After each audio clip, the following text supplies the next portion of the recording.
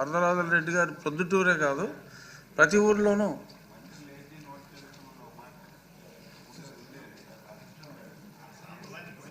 ఆ సాంప్రదాయం ఈయనతోనే ప్రారంభిద్దాం. చేస్తున్నాను సార్, ఇంత ముందు కూడా నాకు రిప్రజెంటేషన్ ఇచ్చారు, తప్పకుండా వారికి సమాధానం సరే చెప్తానన్నారుగా. అదే అంటే సార్, వాస్తవానికి ఆల్రెడీ విజిలెన్స్ ఎంక్వైరీ మొత్తం జరిగిపోయింది సార్. రిపోర్ట్ మా డిపార్ట్మెంట్కి చేరాల్సిందే ఉంది. ఆ రిపోర్ట్ చేరంగానే తగు చర్యలు తీసుకుంటాం. ఇప్పటికీ ఏదైతే విత్ ఎవిడెన్స్ వచ్చిందో దాని మీద చర్యలు తీసుకోమని కలెక్టర్ గారికి ఇప్పటికీ ఆదేశాలు ఇచ్చాం. కొన్ని సందర్భాల్లో మొత్తం ఓవరాల్ స్టేట్ మొత్తం తీసుకోవాలంటే ఆ విజిలెన్స్ రిపోర్ట్ మా డిపార్ట్మెంట్ ఇంకా చేరాలి. చేరిన తర్వాత వెంటనే తీసుకుంటాం సార్. అలాగే ఓకే. వరదరాజులరెడ్డి గారు నోట్ చేశారండి.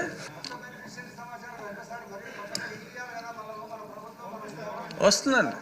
3 సెంట్లు 2 సెంట్లు ఇచ్చి 4 లక్షలు ఇల్లు ఇస్తామంటున్నారు కదా.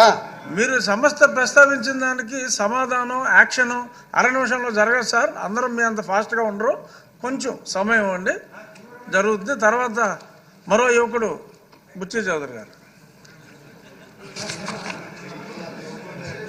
అధ్యక్ష, మురుగు కాలుష్యం నుంచి మమ్మల్ని రక్షించండి. 7 నియోజకవర్గాలని కాలుష్యం బారి చేస్తున్న రాజమహేంద్రవరం చుట్టుపక్కల నుంచి వచ్చిన మురుగంతా కూడా ఈస్టర్న్ డెల్టాలో కలుస్తుంది అధ్యక్ష. ఎప్పుడో కాటన్ గారు బ్యారేజీ కట్టిన సందర్భంలో, ఆనకట్ట కట్టిన సందర్భంలో ఏర్పాటు చేసిన ఒక డెడికేటెడ్ ఛానల్ సిస్టమ్ ఉండేది. ఏదైతే వర్షపు నీరు మాత్రం గోదావరిలోకి వెళ్ళేలాగా, మురుగు నీరు ట్రీట్మెంట్ ప్లాంట్కి వెళ్ళేలాగా ఉండే సిస్టమ్ అంతా ఫెయిల్యూర్ అయిపోయింది. అండర్ గ్రౌండ్ డ్రైనేజ్ రాలే. అలాగే ట్రీట్మెంట్ ప్లాంట్ దాదాపు 90 MLD మురుగు నీరు నా నియోజకవర్గం నుంచి వెళ్తుంది అధ్యక్ష. వెళ్ళి ఈస్టర్న్ డెల్టాలో కలుస్తుంది. బహుశా మీకు కూడా అవగాహన ఉంది.